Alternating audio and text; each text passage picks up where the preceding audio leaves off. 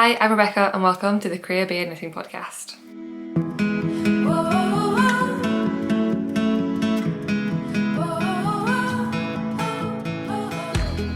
Hello and welcome, my name is Rebecca, I'm a knitter based in Edinburgh and this is a vlog or a podcast all about knitting. What I'm currently knitting on, what I've been knitting on and what I would like to be casting on in the not too distant future, and I've got lots to share today. So it feels like it's been forever since I filmed a podcast, but I don't think it's that long, like 2 weeks. It's been a busy few weeks. I went on holiday and like so much has happened that I just feel out of sorts, so it feels like it's been much longer.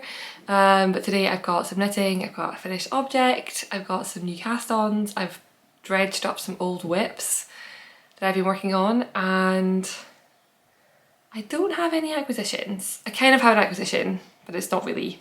I will get into that towards the end. And then we'll wrap up with some life updates, and I've got some kind of... I made an exciting decision, which doesn't really impact anyone other than myself, but I'm excited to share it with you anyway. Before I jump into the knitting content, I think just a warning that I think a lot of podcasts have been getting like spam bots in the comments down below, and this happened in my last video. So if you get if anyone replies to you with they're always something like Telegram and then my name and then my icon, but it's not me, saying like you've won a prize or asking you to contact them, like just ignore it. I'm not currently running any giveaways, and yeah, there's nothing to be won, so I try to report them as they pop up, but if you see them, just don't reply to them. Yeah, I think that was my admin. Cool, let me start with what I'm wearing. It's turned a little bit cold in Edinburgh this week. It's I mean, it's not that cold. I think it's like 5 degrees, so it's really not that cold. Let me double check. But it feels cold. The inside of the house is cold. Yeah, it's 5 degrees. It's just felt like it's taken a bit of a chilly turn, and so I got my thicker winter knits out. It's my Doonny sweater. It was the last pattern that I published, I think, like a month ago? Can't remember. Was it in February? Did I already publish it in February? Wow, time is a vortex and I have no idea where we're at in the vortex. But yeah, this is my Doonny sweater. This is the very first sample I made. It is knit in Filcolana Peruvian Highland wool in the colour Dijon and Sadness Garn tin silk mohair in the colourway Burnt Sugar. And it's keeping me toasty. Although I have decided it's officially no longer tights season, so I'm just wearing a skirt with bare legs. So cold, but not that cold. Okay, my first finished object I do not have with me. I do have some content, some video of it that I can put in though. So last episode I was knitting away on my Lanark sweater, which is my next design to come out, and it is a like zip up all over half fisherman's rib sweater with like a drop shoulder design, super comfy, kind of oversized, nice to wear. And I was knitting on a beige sample, and I was really hardcore knitting on it because I wanted it to be finished in time for the pictures, which I took on just Sunday past. So I finished it and then took it with me to, I panic sewed in the zip, and then I took it with me to Italy, went to Italy for five days. Took it with me, wore it like once. I thought I'd wear it more, I did not wear it that much. Came back, went immediately, like we landed on the Saturday, we were dog sitting for my parents on the Saturday night. The Sunday morning I was back into Edinburgh to take the pictures for the Lanark, and I took the pictures with my mum and with my brother, and my mum wore this sample for the pictures, and I have not received the sweater back, and I have been informed I'm not getting the sweater back. She suits it, to be fair, she really suits it, and I think I would like a neutral one of that colour, but I think I want it to be like, that's very like, it's like an ecru. It's an undyed, but it's like a proper bright colour, and I would like a more heathery, like oatmeal colour, I think, so it's not the end of the world. But yeah, it made me laugh that she was just like, so can I just keep this one? And it's funny because she is now taking it with her to, I think she's in the Netherlands this week for work. I think she's taking it with her. But where the zip is sewn in, at the bottom of the zipping panel, there's a facing, and so you sew the face, like you whip stitch the facing down and then you sew the zip into the facing. And at the bottom of the facing, I've not sewn the bottom of the facing to the sweater, and I've not trimmed the zip. So for most of the sizes, you'll need to trim the zip, and there's a video that'll show you how to do that. But I hadn't done it for this one, mostly because I needed to film a tutorial video, and I was gonna just take the white one back out and redo the white one, which I'm now not gonna do. That's fine. But the zip is still like sticking at the bottom of that sweater, and the bottom of the facing isn't sewn up. So I'm getting it back from her, I think, at the weekend, and I've told her, like, give it to me for 2 weeks so I can do the pattern launch. I'll show it on the next podcast, I'll finish the zip and then you'll get it back. But I was not getting it this week for this podcast episode. So yeah, I'm glad that she likes it so much, and I loved it. Like, I really liked how it fit, but the colour wasn't necessarily my colour, so I think it's a good thing that she likes it so much, because now I have an excuse to make myself another one. So yeah, I've put some pictures. Hopefully, I don't have the formal pictures back yet. I might have them actually by the time that I've edited the video. But at this moment now, at the time of filming, I do not have those pictures, but I do have some video content of the pictures that we took on Sunday, and so I'll put some of my mum looking fabulous and living her best model life on Portobello Beach wearing the sweater. We then went off afterwards to watch the Six Nations rugby game in the pub, and my brother, who also took the pictures with us, who's also keeping his sample, which also wasn't intended, he wore his, and I had my original sample on. My mum had her white sample on, so we all went to the pub in matching sweaters, but I don't think anyone noticed. Like, there were a lot of people there. I feel like if you know a rugby crowd, especially like a Scottish rugby crowd, there were a lot of mostly men there in 3/4 zip up sweaters, so we just fit right in. But yeah, that one was knit up in West Yorkshire Spinners Jacobs Fleece DK in the colour Ecru, which is really affordable. I think I got it from Ginger Twist, my local yarn shop, but I think you can get it online for as cheap as like £7 or like £6.55 a skein, which is very inexpensive for 100% woolly wool.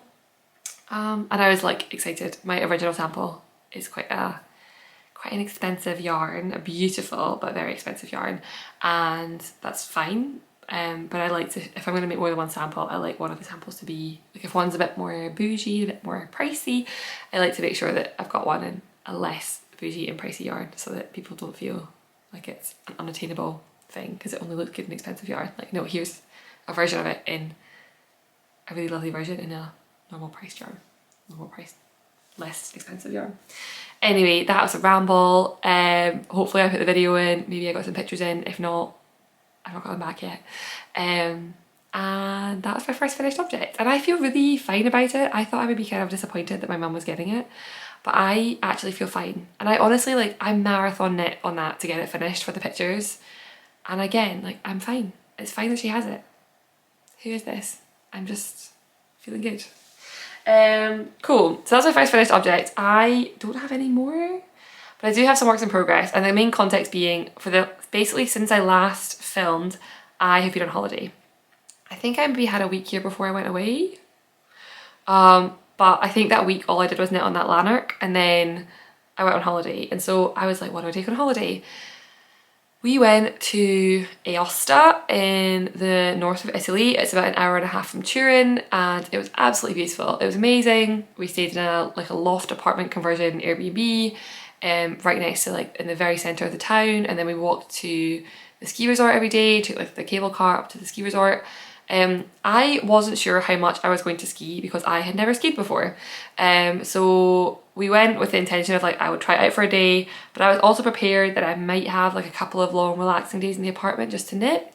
And we also had a train down to, we went to a wedding beforehand, so we went to a train down to the wedding, so it was also travelling time. I took a lot of knitting, is what I'm saying, ultimately. So let me get started with, where's the first place to get started with?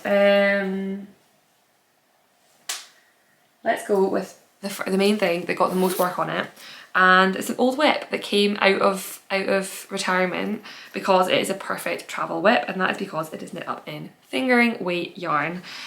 So I showed this before. This is my Cosy Classic Raglan Light by Jessie Maed, and it is my favourite is a top down Raglan, super minimal, like minimal shaping.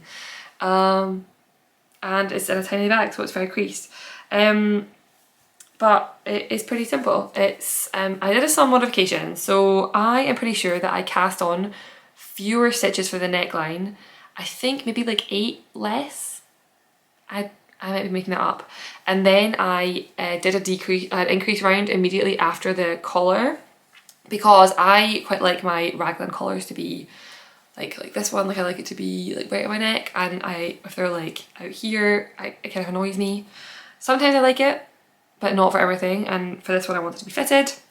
And yeah, I have also, oh no, I've dropped a stitch. Okay, let me put a pin in this before I forget. Oh, it's so far back as well, and I have to ladder down so far to get it. Well, it's not that far back, it's like, oh, so annoying. Okay, I have a drop stitch, but now it's pinned, so it's fine.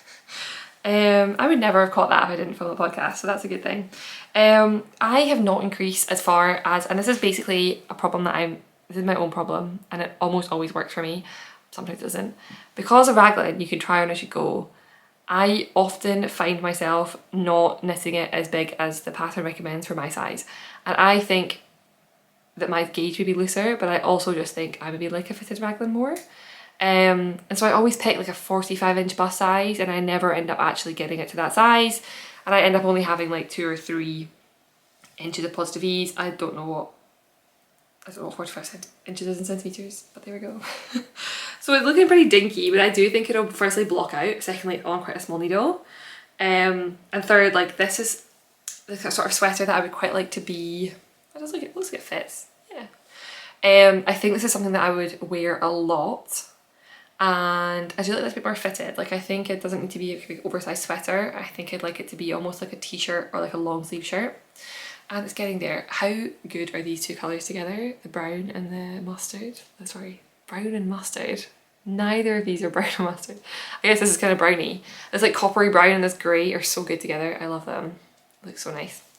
But yeah, it's very crumpled. But that's where I'm going.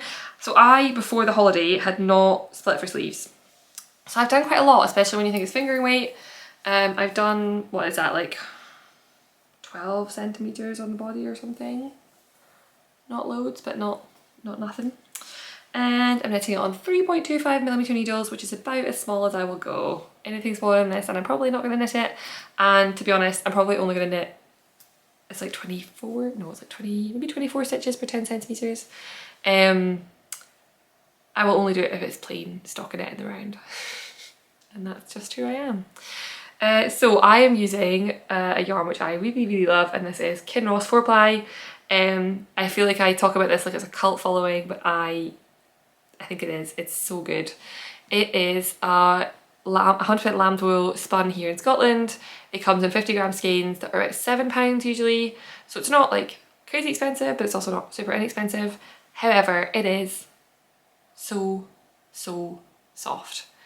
And the magic really happens when it gets washed and blocked. And every time I felt a sample of this, I've been like, what? Are you sure this is the same thing? Now I knit something like this before and found it didn't soften up as much.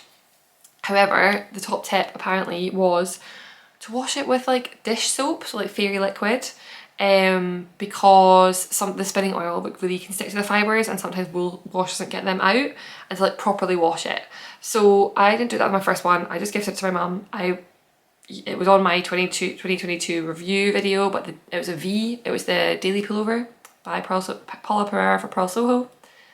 Paula Pereira for Pearl Soho. Wow.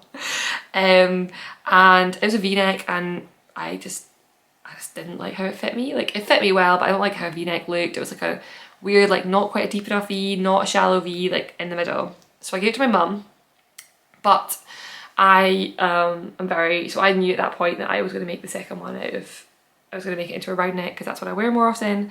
And this skein is notably softer than the white one I used, or it was called Porridge. It was like an off-white. And now I know the hack about how to soften this up. So my goal is that this becomes like a dupe of a cashmere sweater. Dupe. Like a not quite a cashmere sweater, but a cashmere sweater for like £35. Wouldn't that be amazing?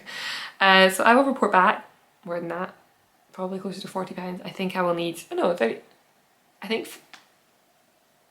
I'm not sure I'm gonna need 5 or 6. This is my 3rd skein of 50 grams. I'm not sure how many I'm gonna need. Like there's a possibility I'll need 2 more. I mean, this might get me pretty far. I've just joined this, I think. And I'm like, it's not gonna be super long. It's probably gonna be, so I might need to get another skein. So I'd be 5 or 6. Is that right? Sorry, so crumpled. I'm keeping it, because it's been travelling, it's just been chucked into every bag I have. And I'm keeping it in my cute little lobster bag. Which is perfect actually for this size sweater. And like I say, I think I've got quite a few.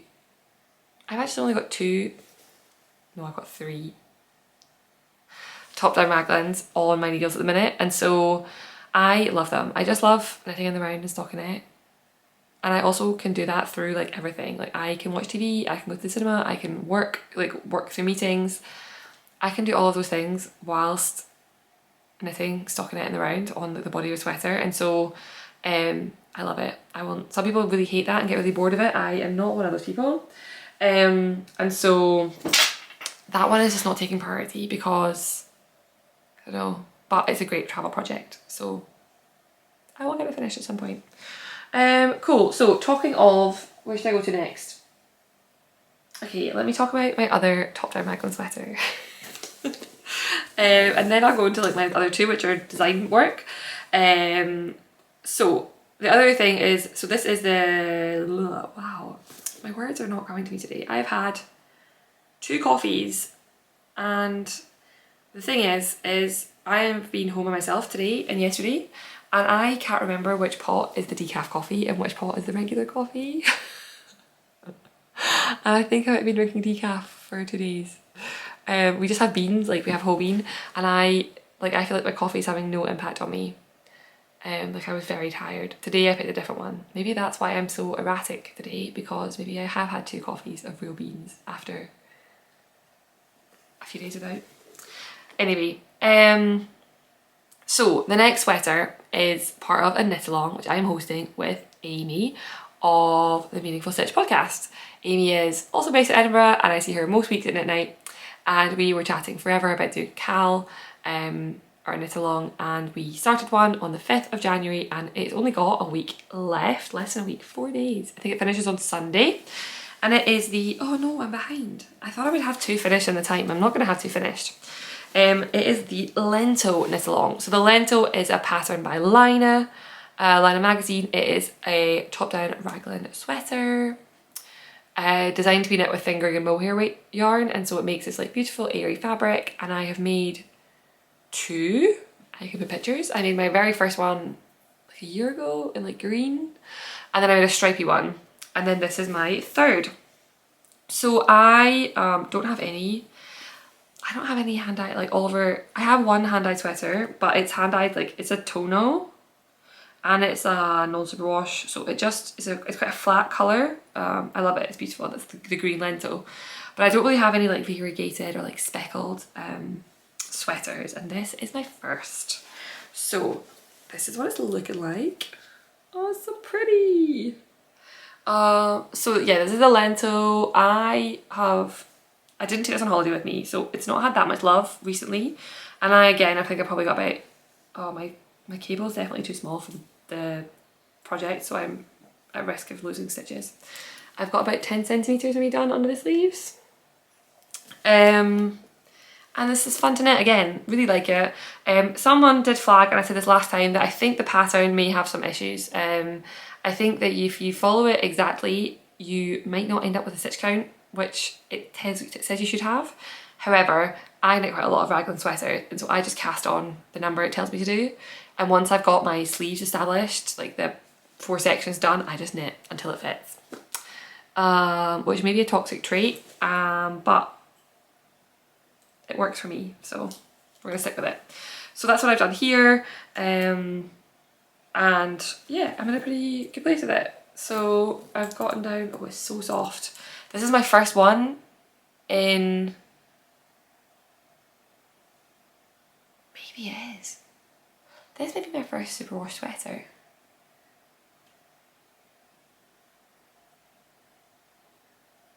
I think it is. I have like alpaca and mohair, which is also very, very soft, but I don't think I have any other sweater. I could be completely lying here, but I don't think I have any other sweater which is superwash. And so it's like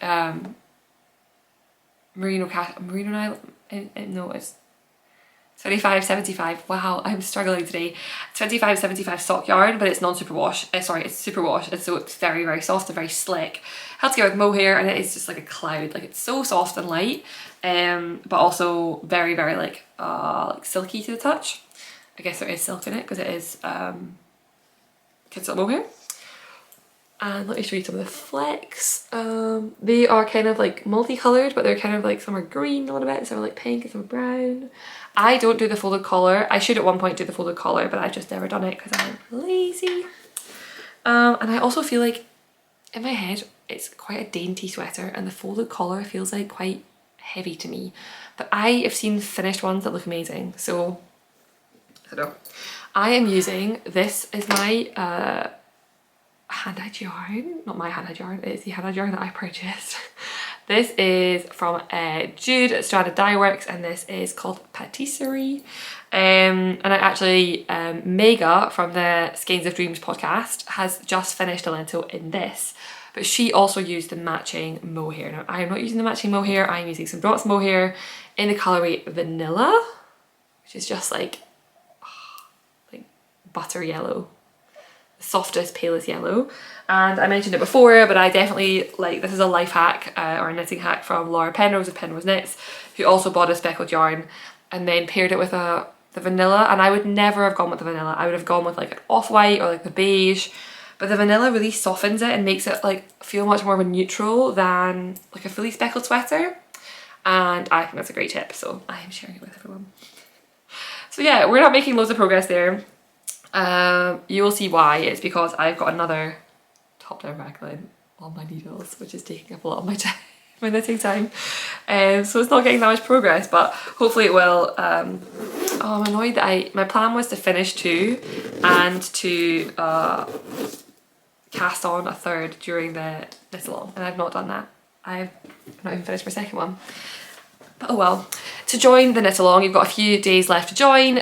You can post a picture of your lentil, whether it's in progress or it's completely finished, whatever, you using the hashtag Let's Lento on Instagram.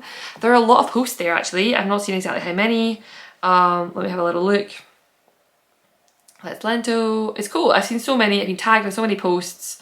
I've seen a lot of really amazing oh, there's so many things. Over 500 posts. That's a lot of people taking part in the hashtag in the knit along. But yeah, you can see if you go on, like these are all the people who are taking part. How cool is that? So yeah, you can post there, and we have some really cool prizes. We've got some hand-dyed yarn from our local yarn shop Ginger Twist, and from our also local but not quite as local hand dyer Charlotte from Nervous Fibre, and then some very not local yarn, I believe, from Cowgirl Blues, who are based in South Africa. So lots of yarn to be done, and I think I'm meeting Amy ahead of time for knit night in a week, and we are going to, at that point, draw the winners, which is very exciting. So that is my lentil. Those are my only, that's not even true, those are my only top down raglans. That is incorrect. So let's talk about my third work in progress. So I have a story here. Let me start off with it. So if you've been here for any length of time, you'll know that I am a big fan of Woolyknit yarn. I did a collaboration with them in the past. I'm pretty picky with collaborations,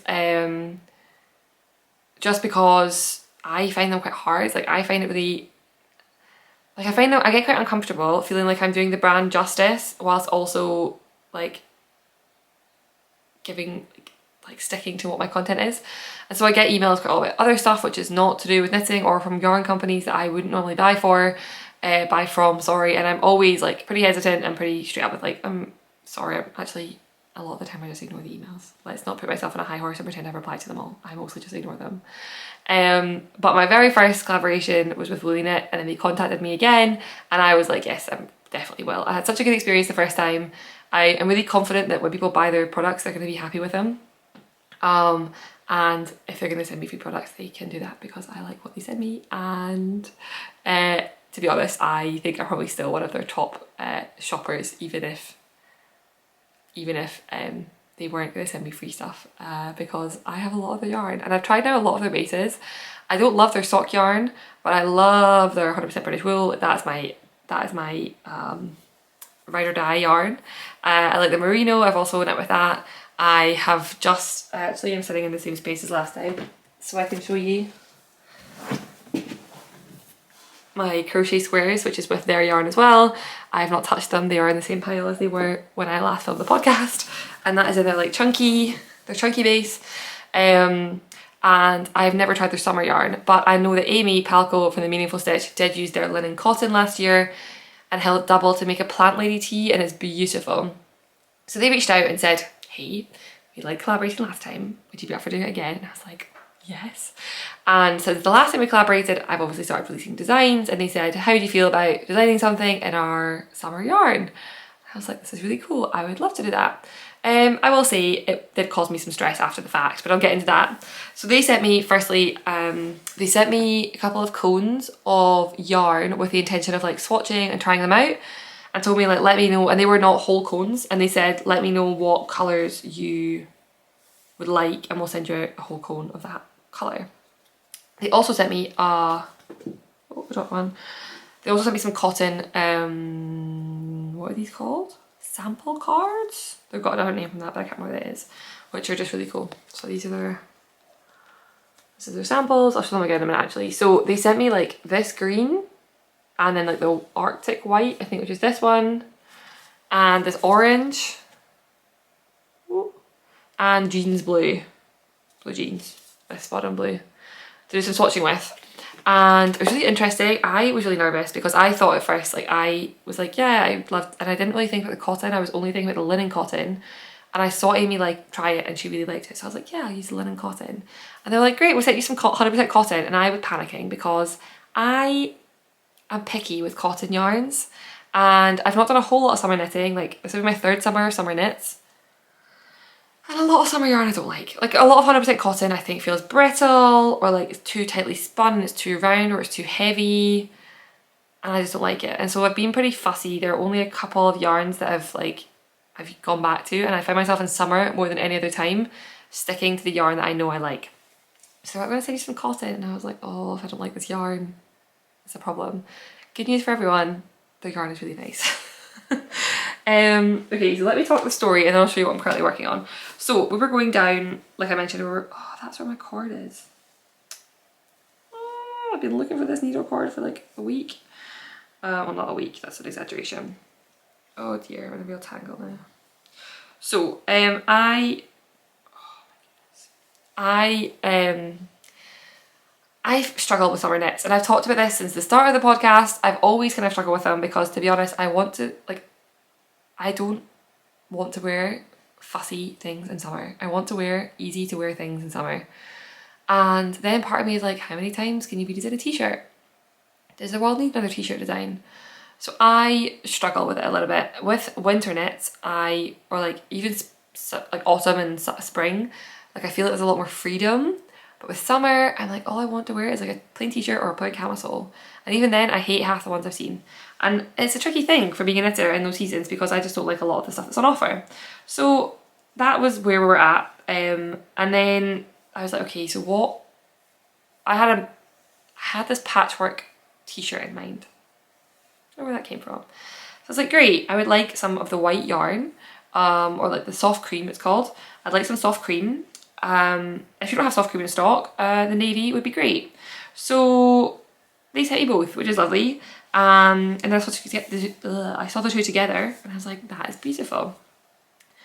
And then I got in my head and I tried to over design, which I think is an interesting thing. I talked about this actually when it came to designing the Lanark sweater, which was also with yarn that Bare Naked Wool sent me. And there's this weird thing where there's like an obligation, because it's not just like if the design doesn't do well or it doesn't turn out right or you can't get it on time, the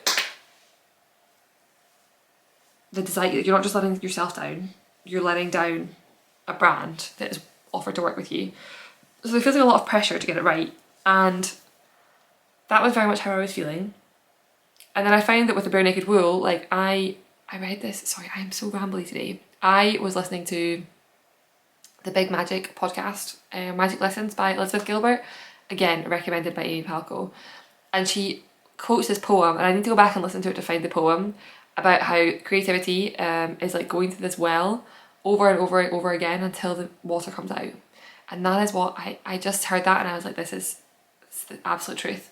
And I found it with the Lanark is that my first idea didn't work, or my second idea didn't work, and I got a bit panicky and I was like, oh my god, nothing's working.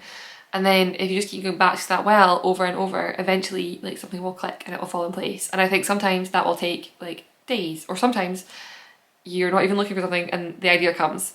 But when you're trying to produce an idea, it doesn't, for me especially anyway, it doesn't come immediately. And I had this like kind of trust in myself because I loved what came out of the Lanark, and like the yarn really spoke to me and I was like, yes, this is perfect. But I think I got myself a bit torn up like in the details of it and tried to overcomplicate it. And so I had in my head I was going to make this striped polo shirt. And I will be honest, I think a lot of knitted polo shirts are really messy. And the more that sat with me that it could have turned out messy, the more it stressed me out. But I'll show you what I have, because I think it's really interesting. It is, I'm going to put the method on screen because I've forgotten what it is. It's called like Zig-a-Zag, Zag-a-Zig, something like this. And it is a very cool construction technique by a designer who's got lots of patterns out and who talks about it on her blog and says like, feel free to use this method of designing. But it is very, very interesting. It's basically a seamless top down. So you start at the back, yeah, you work the two back panels and then you come around and work the two front panels, and then you, this is the really cool part, you cast on these little sleeve caps. You pick up these little sleeve caps, and then from here on out it's basically a raglan where you're increasing at the sleeve caps for the body and for the sleeves. It's so interesting. I would definitely recommend taking a look into it. I'm going to show you what it looks like on, but I think my hair will be in the way. It took me a lot of ripping out. Like, this is probably the thing that got the most work when we were on holiday. I think there's probably like 20 hours of knitting went into this because I ripped it back so many times. It's not going to look great with my sweater on, but ultimately like this was this piece of sweater. Yeah, this was not worth putting on. Doesn't really show you anything with a sweater on. But I got back and I wasn't really feeling it. Like, I was excited by the challenge of putting it together, but it didn't really feel like, it just didn't really feel right. And then I got back and I was like, you know what do you wear? Like, what do you love wearing in summer? And so I took out my wardrobe and I was like, what do I have? And then we had the sweet water from the well moment, the eureka moment. And I remember I pulled out one of my favourite things that I wore last year, all summer. And it is this t-shirt.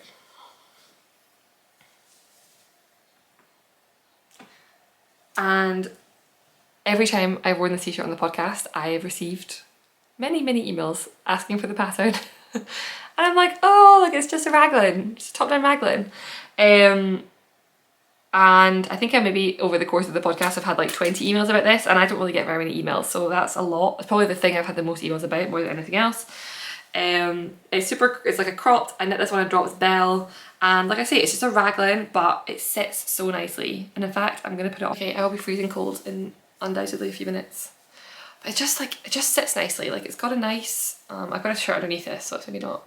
It's got this quite nice wider neckline, and it's super simple, and it's got like narrow rib. And I wore this to death last summer. I wore it all the time, like pretty much non-stop, and I got all these messages about it, asking about it. And I think what I really like about this is quite an open gauge. I don't exactly know the exact gauge. I need to measure it again once I finish my second sample. But we're talking like the 14 to 15 stitch gauge per 10 centimeters with a DK weight yarn. So it's a very, like, it's not transparent, you can't see through it, but it is quite an open gauge. You can see up close, like it's quite a loose gauge, but it's not translucent. You can't see through it, but it is a pretty open, and it makes for a very, very drapey fabric. And like I said, I wore it to death, and I had every intention of making more, and it knits up really quickly and it's super easy to wear. And also in Scotland, I've discovered that it's not really cold enough for camisoles. I can have them and I can put them with like a shirt over them, but day to day I'm not really wearing camisoles. I'm only taking my camisoles when I go on holiday to like hotter places. So I was like, you know what, let's write this pattern up because I'm gonna make 5 more anyway. But I was also quite aware that like, okay, well, I want to add value to this. Like, it's a top down raglan that fits really nice and is super nice to wear. And I do think there's value. Like, I know that also the market, like I myself have many top down raglan sweaters that I like.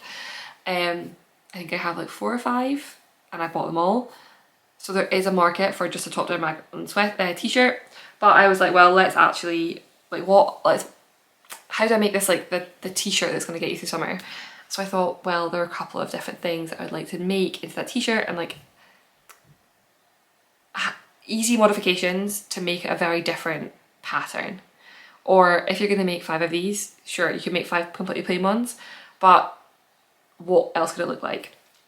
And I was kind of also inspired by the Lento. I've seen so many people like hack the Lento because it's such a quick knit. Like, there's such a low, not like a low commitment, but you feel much more comfortable doing, like, taking risks with it because you're like, well, it's a quick knit. Like, I'm not wasting loads of time or loads of resources or like expensive yarn on such a small project. And if I really don't like this brightly coloured, stripy, scrappy sweater, then it's okay.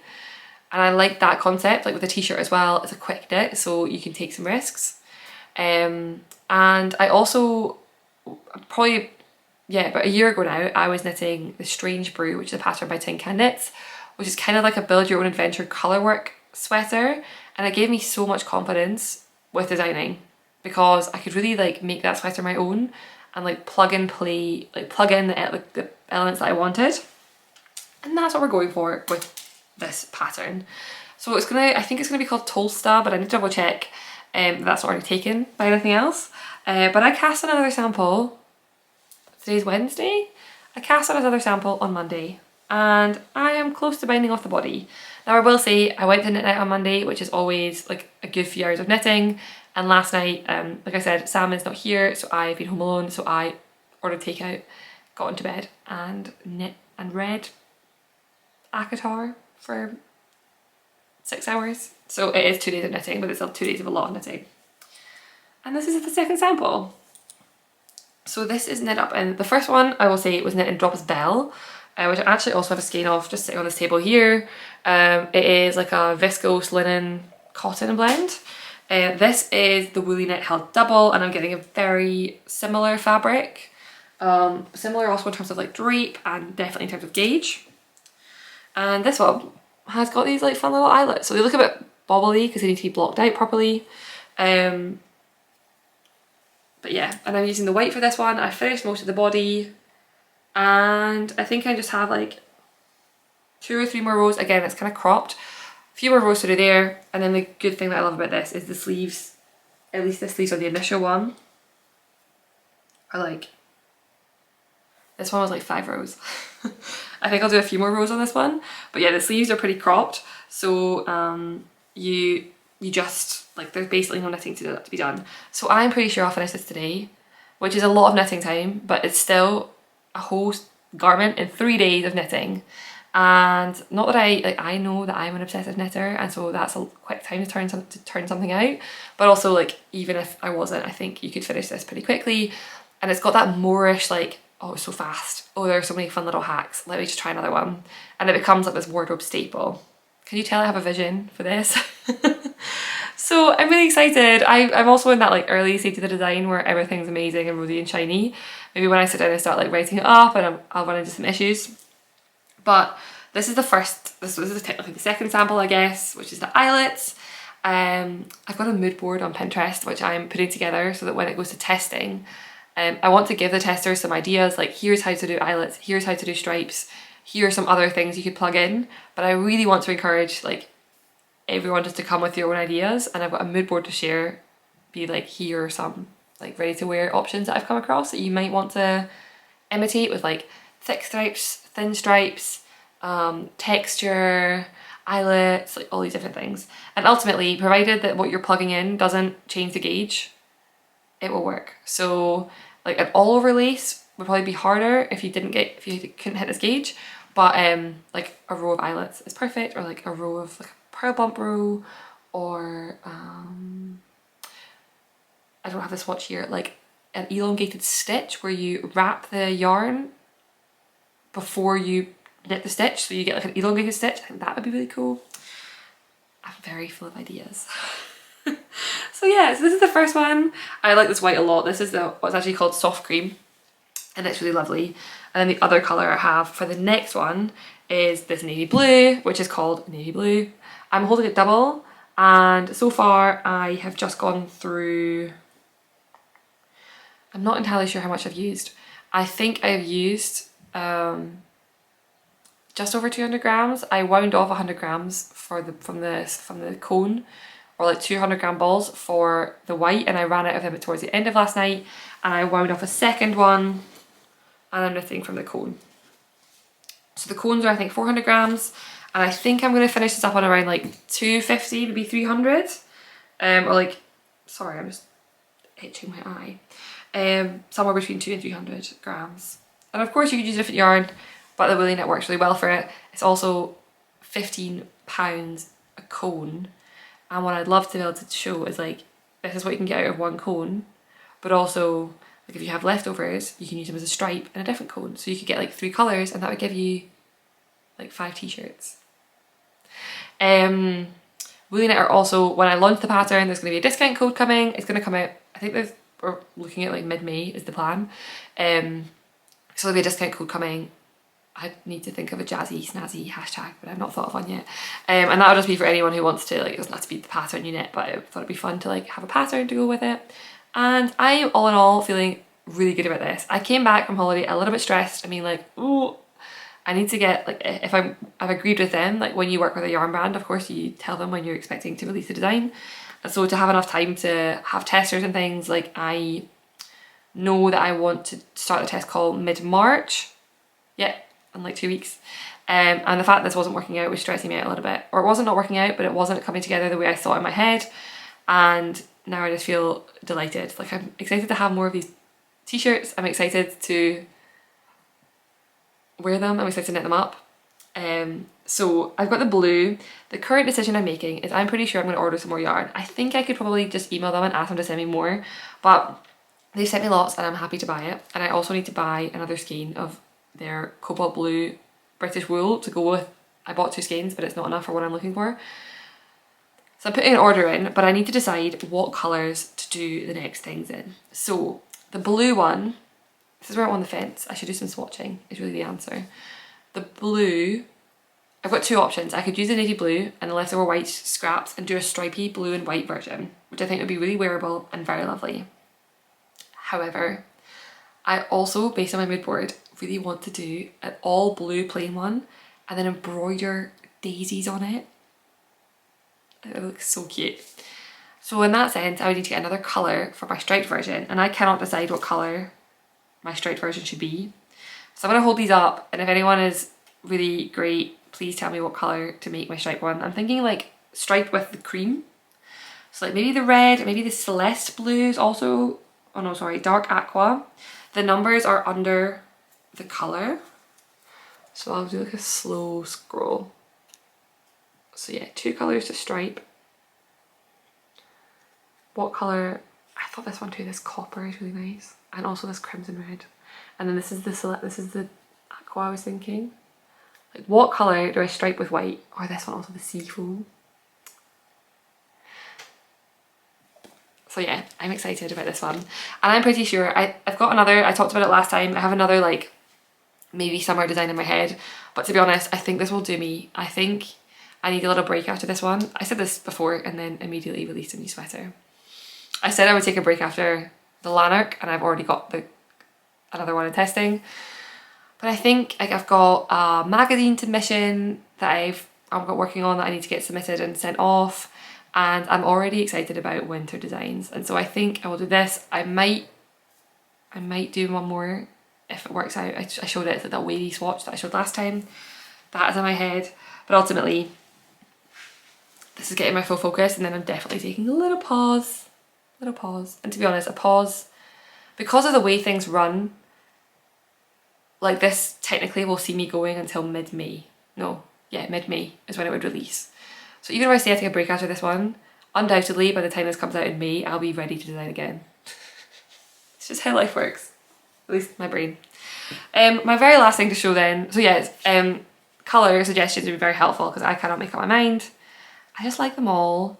I think I talked about this before, but as a child I collected paint chips from B&Q, the DIY shop. And this is the equivalent. Like this makes me feel the same way as the paint chips do. Oh, I should also like see what goes well with my colouring. What colour stripy t-shirt do I make? Okay, my very last thing has actually got nothing pretty much to show you because I ripped it all out. But I thought I'd show you my swatches because this is something that I'm going to kind of slowly work on over the next couple of months, but it's itching to get on my needles. Like it needs to get started, it needs to get out there. And I cast it on holiday and I got pretty far and then realised that my neckline was teeny tiny. So I had to go back to the drawing board and redo my maths a little bit, and I've not done that yet, and I've not had the brain space to do that yet. So once I've done that, I will be casting on again. But this is Host Super Soft. I got no idea what these colours are. Well, this is oatmeal. Don't know what this is. This is beautiful brown. And I wanted to report, you can see that I've unwound because I've wrapped it all around the two skeins together. I pre-washed these. So I wound them off from the cone, soaked them in wool wash, dried them in hanks, and then rewound them into balls. It's a bit of a faff. It's so much nicer to work with. So if anyone else is at home has got a Host, I know last time I mentioned it, some people messaged and said they also don't like working with their Host. It's a bit of a hassle, but it's not that much of a hassle, and I would definitely do it again because I love the end like finished fabric. But I don't like working with it when it's fresh. I find it a bit stringy. So this is where we got to. This is the cast on that I redid and then pulled back out. But I have some swatches. Oh, actually, I have the bit that I did. And then look how tiny, like this is no way this is fitting. That was the neckline. There's a bit to go to the front, I guess, but yeah, it was like and I want like a deep chunky collar, so there was no way it was working. But I'm excited. I'm going to show you the swatches. So I have no idea what this is called, but I came across this stitch and I'm obsessed with it. It's so rustic and beautiful, and maybe I should be showing this because it's going to be so long since it comes out. It's like definitely September time, but I'm excited about it. Look at this. Oh, so it's going to be all over in this. I'm so excited. It's going to be a raglan. Chunky collar, interesting collar detail, interesting sleeve detail. So excited. And I did a little raglan swatch actually. I did the same with my Cargill and I thought it'd be fun to show. To work out like the placement, I've actually changed the raglan construction since the swatch. Here I put a pearl bump in the middle and I don't think I like it as much as I like what I'm now doing. But that was me like seeing how the placement of the stitches works over the raglan and which part of the pattern repeat I should put at the pattern edge. I did the same like I said with the Cargill. But yeah, this is it. I found this in some like old Norwegian, like deep Norwegian pattern book, and had to like Google translate it. And I think it would be called a thorn stitch, but I'm not entirely sure. And I'm so excited. I will have this cast on by the next time I see you because all I need now. I also torn between the brown and the grey, but I think the brown is nicer. So this is how far I got. But it is staying in the bag. The bag also matches the swatch. This will be cast on my next time. I just, like I say, just needs a bit of peace and quiet to redo my numbers and then to get this cast on, and I don't think this is coming out for a while. Like this is definitely, it might be the first one to come out in like September, but I also have something else in my head for that, so we'll see. But this is a next winter design, but oh my gosh, look at it. It's so interesting. It's so fun to knit as well. It looks really complicated and it's not at all. It's just like a, oh, look at that. And then I blocked the swatch again afterwards and I found that the fabric puffed up again after blocking. So that's my little Host thoughts. Sorry, I'm throwing this yarn everywhere, like put it away. And that's like, it was technically cast on, and then because I messed it up, it was a frog. Just undoing that cast on again. But yeah, it got quite a lot of work. Maybe got like half a day's work when we were away, so I felt like I should talk about it because it did get knitted on since last time, even if it's now no longer in existence. But it will be soon. It'd be my reward this weekend. If I can get my t-shirt pattern written up and sent off to my tech editor, maybe my reward will be casting on this sweater. Cool. I think that's everything in terms of knitting. So my only, I said kind of acquisitions, my kind of acquisitions were that I got the yarn sent to me by Woolyknit. I do want to place a yarn order because my Corin cardigan, which is, I'll put it here, the lace cardigan, the testnet is underway, and I would like to make another sample for the pictures, but I cannot decide on a colour. I realised at knit night on Monday, unfortunately, so I've got 5 people from knit night testing this pattern, which is the most I've ever had testing from knit night. And I realised on Monday, I think 3 of them has come with, 3 of the testers were there, sorry, 3 were there with their pattern, with their versions, and I'd seen the other 2 online, and I was suddenly like, we are literally going to be a rainbow, because there was a bright green, there were 2 blues, there was a magenta, and there was a bright yellow, like sulphur yellow. Unfortunately, the sulphur yellow is Amy Palco's, and Amy's going on holiday, so she's missing the pictures. But I was like, what colour do I make that goes with all of these? I don't know. So I might make a yellow one. Lemon yellow is in my head, but they're all such vibrant colours. Like no one is picking a pale colour. They're picking real bright, warm colours. And I need to decide on what yarn to get to knit one of those up. So that'll be getting ordered pretty soon. And other than that, yeah, we're just trundling along with lots of exciting things. I feel a little bit like my holiday knitting was a little bit wasted because I ripped one back and I changed my mind about the other one. But that is just the life of designing sometimes, I think, and you kind of have to just get used to it.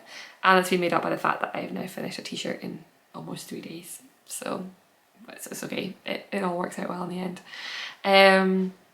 Yeah, my only other piece of exciting news, which I said is probably only exciting for me, but it's pretty cool in my opinion, is that I booked a trip. I booked this trip by myself, and I booked it for October, and in October I am flying to New York and I'll be attending Rhinebeck. So this feels kind of weird to me, like it's a big thing to have done, and I was kind of toying with the idea, but I was like, you know what, just book the flights. Like book the flights and the rest will fall into place. And that's what I did. I found like a pretty good deal, and I was kind of looking at them over a couple of days, and the prices were pretty low, and I think it's a good time. It's on my bucket list. Like going to Rhinebeck Sheep and Wool Festival is on my bucket list for sure. And currently I am, you know, financially stable, living in I'm in a solid place in life, don't have any kids, no major responsibilities, and like it'll be pretty much a bang on a year since I started designing, so it feels like a good time to go. So I booked my flights. So I arrive on the Wednesday, I think. Before Rhinebeck, I fly away on the Sunday evening. And the really exciting thing is that I will be meeting up with Megan from Skeins of Dreams, and we're going to do like a little bit of a New England yarn shop crawl on the way from the city up to Rhinebeck. I'm super excited. I'm very nervous about it, but like right now I'm just excitement. Like it's too far out for me to be properly nervous. I think when we get to the time I will be feeling quite sick about meeting that many people. But yeah, I otherwise have nothing really planned. Like I say, it's a really short trip, just for like 5 days. I've not been to the States since I was 2 years old, and actually when I was that age I sailed around New England with my grandparents, and I don't remember any of it, but I went back to the same place that I went to before. And yeah, it's the first time I've done a bigger solo trip since pre-pandemic. I flew to Colombia. I used to do a lot of flying by myself on my previous job, but I've not done that since 2020. So yeah, the idea of doing a big trip myself is a bit nerve-wracking. But I know that there's a big reward. Like I get to spend some time with Mega, and I get to meet some people that I've been like talking with online for a couple of years that I'll see in person. So yeah, that's exciting. I probably won't talk about it much until the time comes again, but I will definitely be designing a Rhinebeck sweater. Maybe this will be my Rhinebeck, the brown and beige one, my Rhinebeck sweater. That gives me an excuse to release it nice and early, so I can knit it for Rhinebeck. And yeah, it feels like a big thing, but a good thing, a fun thing to do, something to look forward to. And yeah, it'll be a year on, so it's kind of like a reward to myself, a year on from starting designing to sort of stop and say like, this is what's happened in the past year, and now you're here at one of the biggest yarn festivals in the world to celebrate it with all these other knitters, so I'm excited. So if you are in the New England area and you have any recommendations for yarn shops we should attend, I would love to hear them. There are some that I feel like I've heard about loads of times, like Pick Up Every Stitch from Kim and Jonna, and Needles at the Ready and the Knitting Posse. They seem to always be at Pick Up Every Stitch. And I think there's some in the city that I've heard of I'd like to go to, but yeah, all recommendations. We have a spreadsheet, Mega and I have a spreadsheet with places to go. So I would love any recommendations. Also, any really good vegan food in New York City would be very, I mean, I'm veggie, not vegan, but I'm always up for new vegan trips, new vegan spots. So yeah, I've not talked about it since I booked it actually. This is the first time I'm talking about it, and I can feel myself getting really like,